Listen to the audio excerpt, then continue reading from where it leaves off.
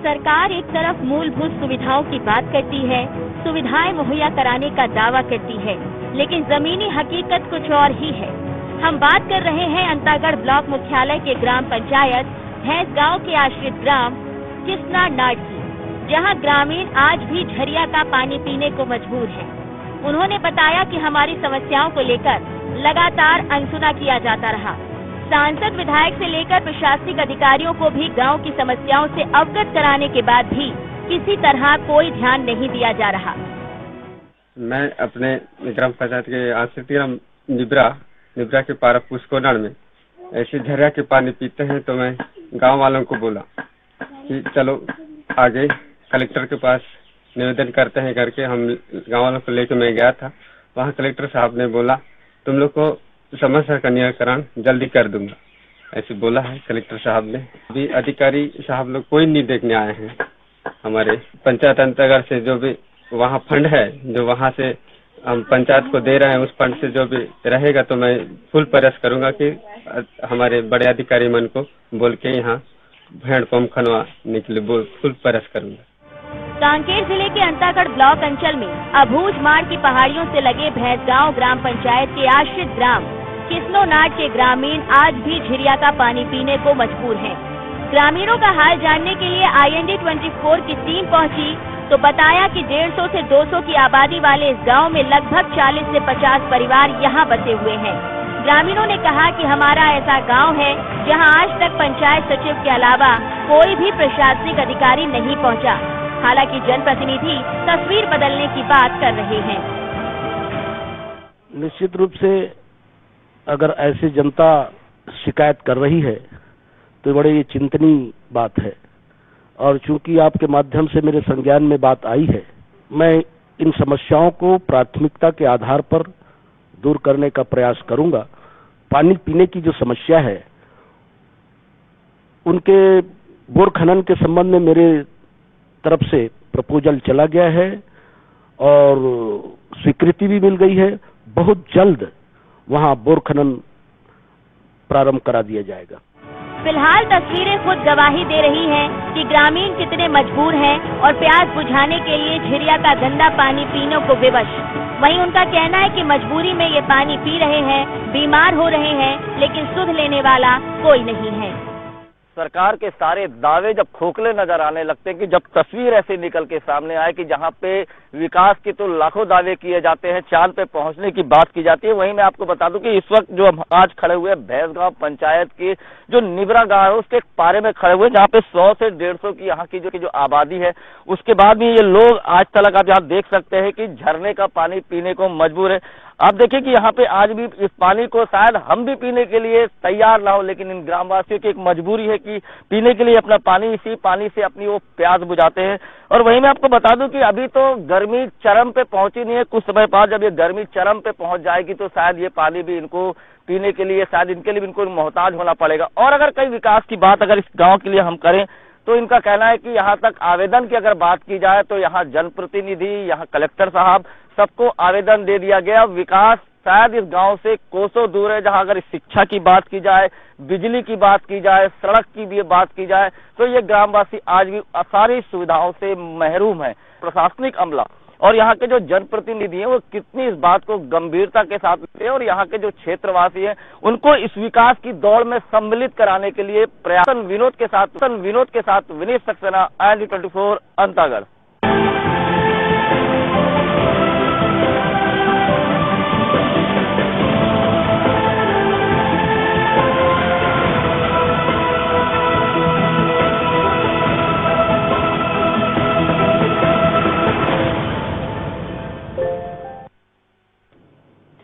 तो देखा आपने ये तस्वीर हम आपको दिखा रहे थे किसको नाड़ गांव की, जहां पर सरकारें लगातार भले ही बदलती रही हैं, लेकिन ग्रामीण के हालात अभी भी बदल नहीं रहे हैं।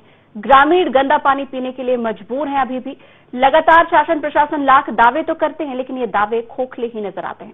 और अधिक जानकारी के लिए हमारे साथ इस वक्त फोन लाइन पर हमारे सहयोगी विनीत सक्सेना जुड़ गए हैं। विनीत, इस ग्राम पंचायत की हम पूरी विस्तार से जानकारी चाहेंगे कि आखिर किस हद तक यहाँ के ग्रामीण गंदा पानी पीने के लिए मजबूर है। बिल्कुल संचिता जी, मैं आपको बता दूं कि ये भैंस गांव पंचायत की निब्रा का पुष्कोना गांव है। यहाँ पे अगर शासन और प्रशासन की बात करी जाए तो इस गांव के लोग आज भी पूरी योजनाओं से अछूते बैठे हुए, किसी प्रकार की सरकार की योजनाएं होती है उसका कोई भी इनको लाभ आज तक नहीं मिल पाया। वहीं मैं सबसे पहले मुख्य बात आपको बता दूं कि सरकार जरूर दावे करती है कि आदमी को अच्छा खाना, अच्छा भोजन, अच्छा पानी मिलना चाहिए, लेकिन आज भी ये गाँव वाले गंदा पानी, मैं आपको बता दूं कि वहां से 1 किलोमीटर की लगभग दूरी में जाके ये झरना खोदते हैं, वहां से अपने दैनिक उपयोगी और पीने के लिए पानी को यहाँ पे लेके आके अपना पेट बुझाते हैं। और वही मैं बता दूं कि यहाँ पे लगातार इन लोगों ने बीच में कलेक्टर साहब को भी जाके पूरे ग्रामवासी एकत्रित होकर आवेदन दिया था, लेकिन मिला सिर्फ उनको आश्वासन आज तक जमीन पे रूपांतरण नहीं हो पाया। और वहीं अगर जनसंख्या की बात की जाए तो वहाँ 150 से 200 के आबादी के लोग वहाँ पे निवासरत रहते हैं।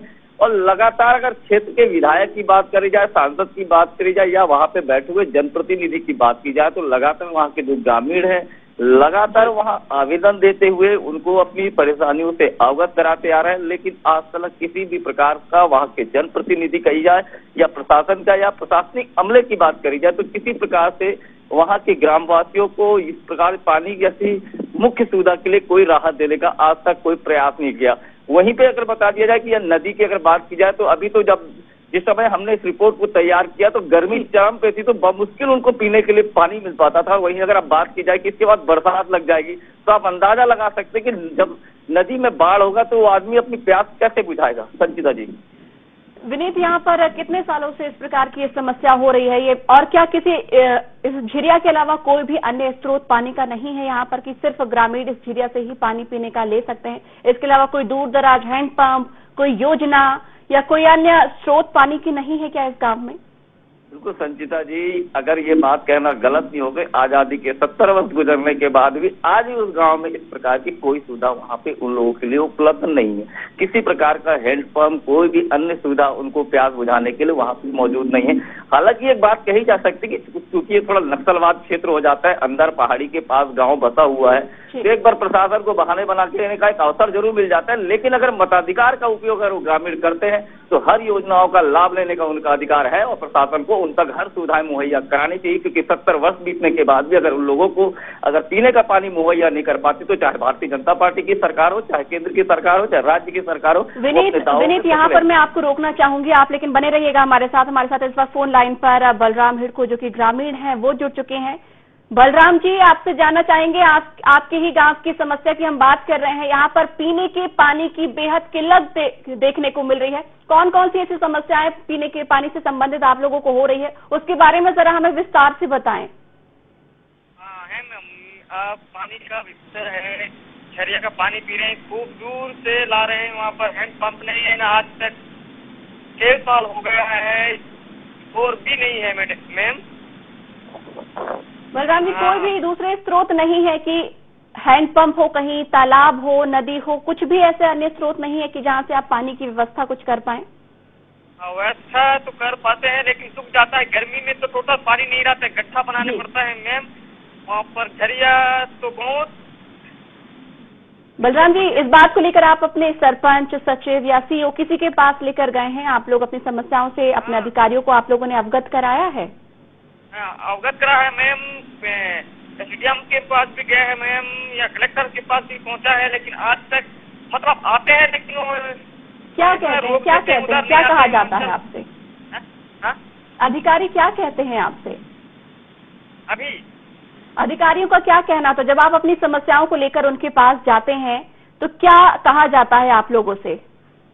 हाँ ठीक है, बन जाएगा, आप आएंगे बोलते हैं, लेकिन नहीं आ पा रहे मैम।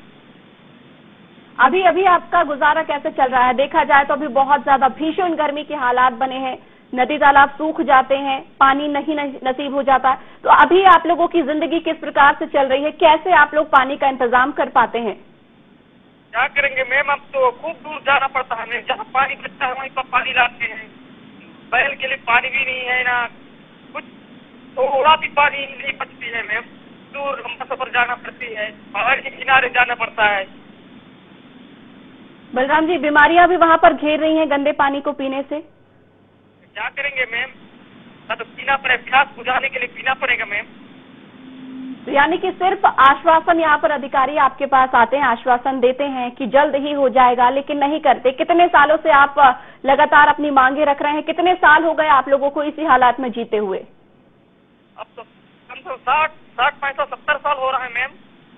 यानी कि आजादी के 70 साल बाद भी ये गांव पिछड़ा हुआ है, बदहाली हालात में है। यहाँ पर अभी भी पीने की मूलभूत सुविधाओं की तो बात हम दूर की करें, लेकिन यहाँ पर पीने की पानी की भी व्यवस्था यहाँ पर अधिकारी नहीं कर पा रहे हैं। बहुत बहुत शुक्रिया हमारे साथ बलराम जुड़ने के लिए। कोशिश करेंगे इस कार्यक्रम के माध्यम से ही सही, लेकिन अधिकारियों के कानों तक ये बात पहुंचे और आप लोगों को पीने का पानी यहाँ पर मिल सके। हमारे साथ लगातार फोन लाइन पर हमारे सहयोगी विनीत जुड़े हुए। विनीत, अभी हमारी बात हुई यहाँ पर एक ग्रामीण से।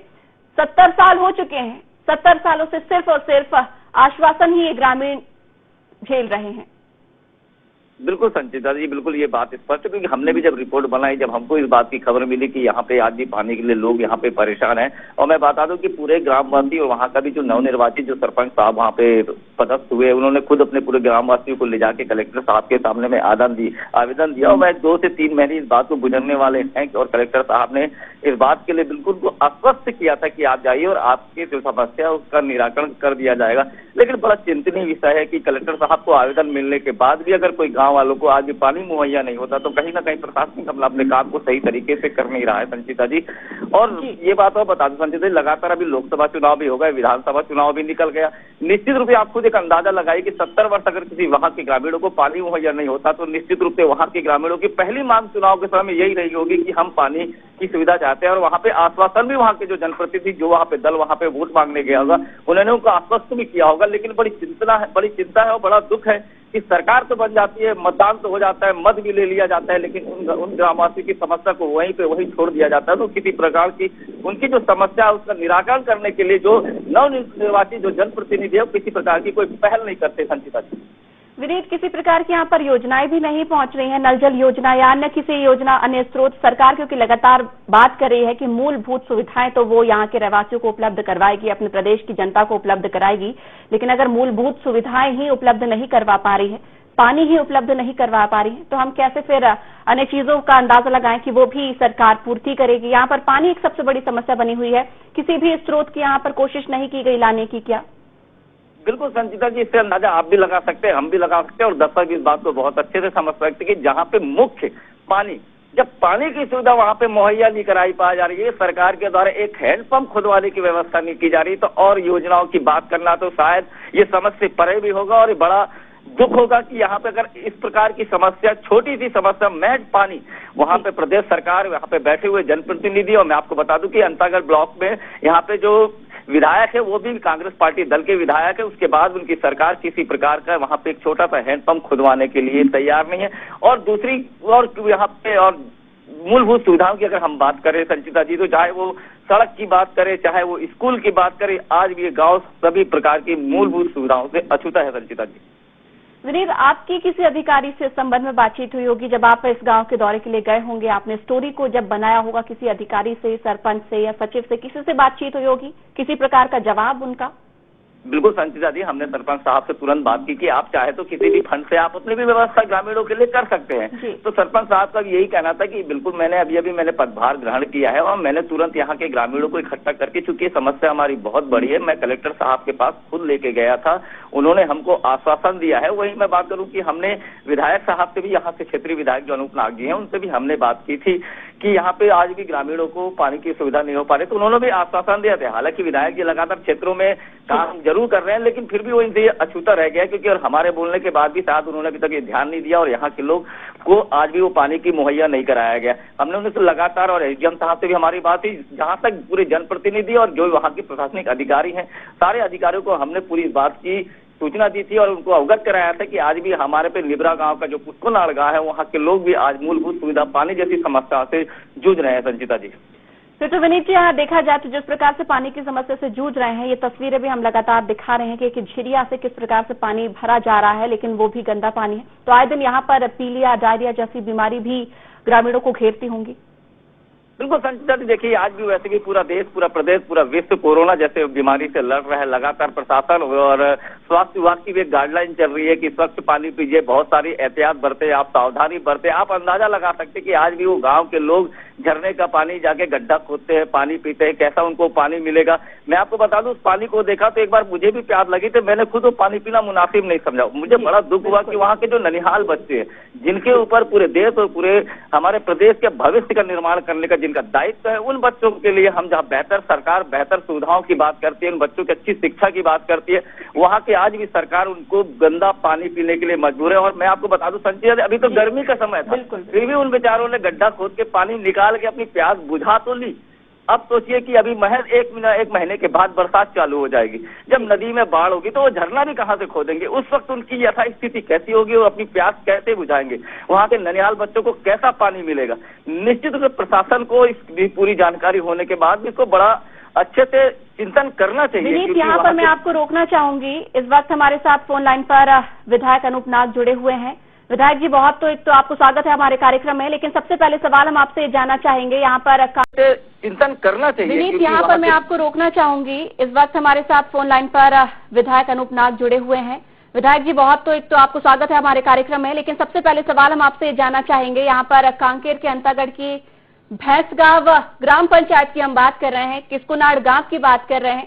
यहाँ पर सबसे बड़ी समस्या ग्रामीणों के लिए पानी की है। पीने के लिए पानी यहाँ पर ग्रामीणों के पास नहीं है।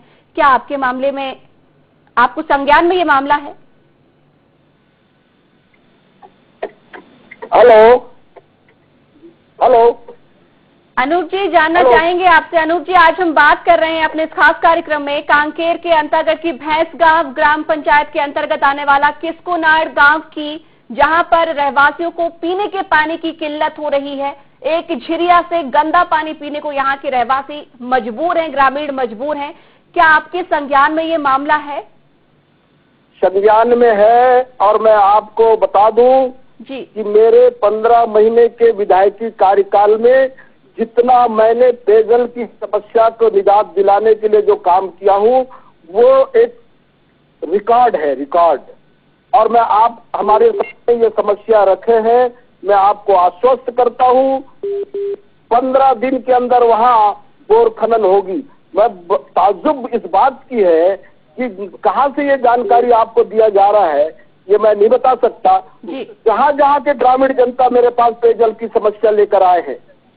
अनूप जी, बिल्कुल आपके काम की हम सराहना कर रहे हैं कि आपने अपने आप में एक रिकॉर्ड बनाया है। जी, आप बता रहे हैं तो बहुत जल्दी वहाँ बोर खनन वही अनूप जी, बिल्कुल मैं आपके इस काम की सराहना कर रही हूँ कि आपने अपने आप में रिकॉर्ड बनाया है। लेकिन आजादी के 70 साल बीत चुके हैं, आप भी 15 माह की सरकार की आप बात कर रहे हैं कि 15 माह आपकी सरकार को हो चुके हैं। आपने जगह जगह पानी पहुंचाया है, ऐसी जगहों पर भी पानी पहुंचाया जहां पर किल्लत ना हो, लेकिन ये गांव 70 सालों से पानी के लिए तरस रहा है। एक बार फिर आपको बता दूं कि ये किस्कुनाड़ गांव की हम बात कर रहे हैं, जो कि कांकेर के अंतर्गत की भैंसगांव ग्राम पंचायत के अंतर्गत आता है।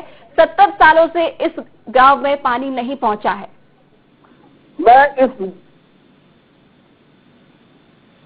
जी अनूप जी,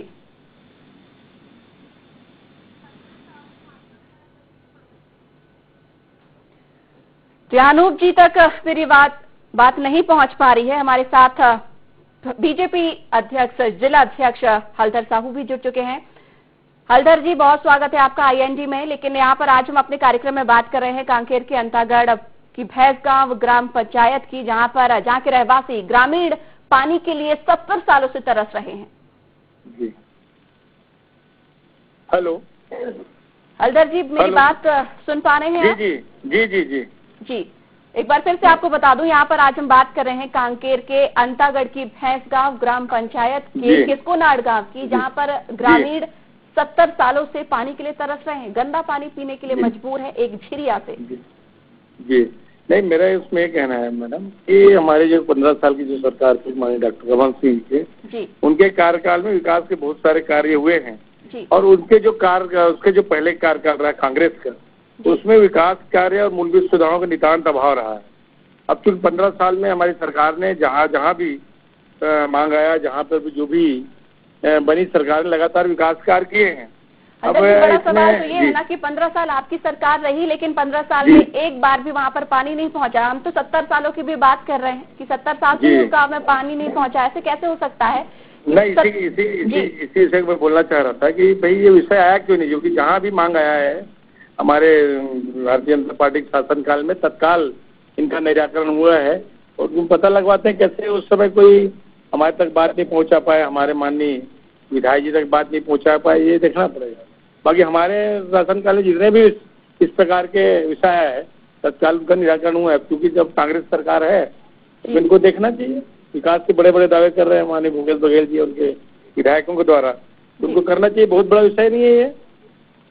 बहुत बड़ा विषय कैसे नहीं है हलदर जी? यहाँ पर ग्रामीण आए दिन बीमारी से जूझ रहे हैं कि झीलिया से पानी पीने के लिए मजबूर है।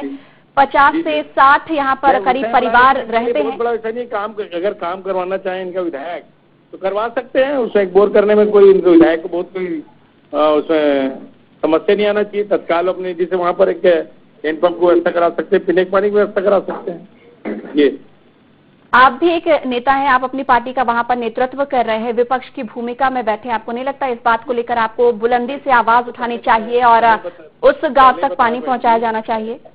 पहले ही बताया कि हमारे तक विषय क्यों नहीं आया, ये तो हमारे लिए बड़ा सोचने का विषय हो गया। इसलिए क्या हम लोग उसमें करवाने का प्रयास करते हैं।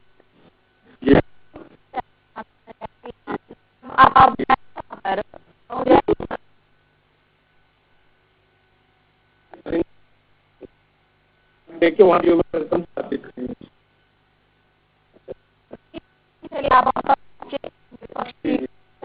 बेहतर तरीके से अपनी आवाज बुलंद करें उन ग्रामीणों के लिए, क्योंकि 70 सालों से तो यहाँ के ग्रामीण लगातार आवाज उठा ही रहे हैं। पर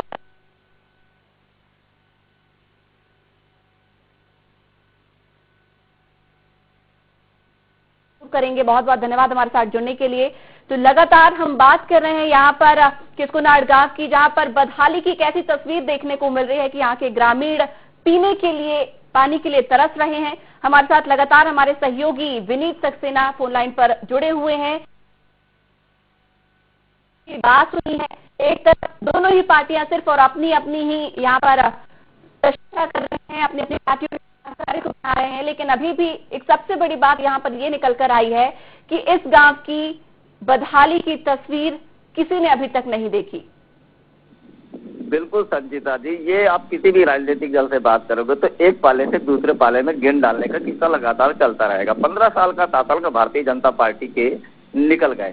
70 साल की हमने बात की, उनके संज्ञान में क्यों नहीं गया? बिल्कुल गया था उनके संज्ञान में। और मैं आपको बता दूं संजीता जी, भारतीय जनता पार्टी के हलदर साहू जी जो जिला अध्यक्ष है, ऐसे हमारे चैनल में वो कम से कम 20 बार लाइव हो चुके हैं। उन्होंने हर बार इसी बात का आश्वासन दिया कि बस इस बार हम आंदोलन करेंगे, जमीन में जाएंगे, जमीन की लड़ाई होगी, हमारा मंडल अध्यक्ष जाएगा। मैं तो आपको बिल्कुल इस बात को पूरी गारंटी के साथ बोल रहा हूँ कि वो आज तक पलट के देखने भी नहीं आए। लाइव जुड़े, आश्वासन दिया, समस्या का निराकरण लाइव में उन्होंने खत्म कर दिया। क्योंकि अगर ये जनप्रतिनिधि जमीन में उतरते तो आज हमको 70 साल की तस्वीर चैनल पे दिखाने की जरूरत नहीं पड़ती। निश्चित रूप से इनकी बहुत बड़ी लापरवाही है। सिर्फ वोट के समय में ग्रामीणों को, बेचारे बेकसूरों को सिर्फ उनको बहला फुसला के सिर्फ वो वोट मांगते हैं, उसके बाद उनकी तरफ पलट के देखा नहीं जाता। संचिता जी, यानी कि 15 साल की अगर हम बीजेपी की सरकार की बात करें तो 15 साल में भी ये तस्वीर नहीं बदली, 15 माह में भी यही तस्वीर नहीं बदली। तो क्या उम्मीद लगाया जाए इन पार्टियों से, क्या आगे तस्वीर बदल सकती है? बिल्कुल संजीता जी, एक बात तो अपन इस बात को भी कहेंगे कि भाई हमारा उद्देश्य सिर्फ ये रहता है कि हम जिस खबर को लगाएं और वहाँ की जो हमारा उद्देश्य इतना ही रहता है कि वहाँ की ग्रामीणों की समस्या का निराकरण किया जाए। हालांकि हम इस बात को जरूर कहेंगे कि यहाँ के जो विधायक अनूप नाग जी लगातार क्षेत्र में उन्होंने काम किया है और कई सारी हमारे चैनल में जो खबर चली, उन्होंने जो आश्वासन दिया उसको पूरा भी किया है। तो हम भी चाहते हैं कि इस बार भी उन्होंने जो आश्वासन दिया है जो और वो निश्चित रूप से पूरा करें, क्योंकि जनता और जनार्दन ने उनको मतदान करके कांग्रेस पार्टी को यहाँ पे सत्ता पे 15 साल के बाद विराजमान किया है। तो वो अपने लिए भी और अपने पार्टी के लिए भी निश्चित रूप से जो ग्रामीणों की समस्या है उसका निराकरण करना चाहिए था। सीता जी बिल्कुल विनीत जी, यहाँ पर अनूप जी ने रिकॉर्ड की बात की है। उम्मीद करेंगे कि यहाँ का रिकॉर्ड भी वो बदलें, क्योंकि 70 साल हो चुके हैं, ग्रामीण पीने के पानी के लिए तरस रहे हैं। उम्मीद उनसे यही जताई जाएगी कि बिल्कुल कि यहाँ पर लोग पहुंचे और इनकी समस्याओं को समझे, विधायक ही समझे। कम से कम एक ये तस्वीर यहाँ बदली हुई तस्वीर विधायक के खाते में जरूर यहाँ पर देखने को मिलेगी।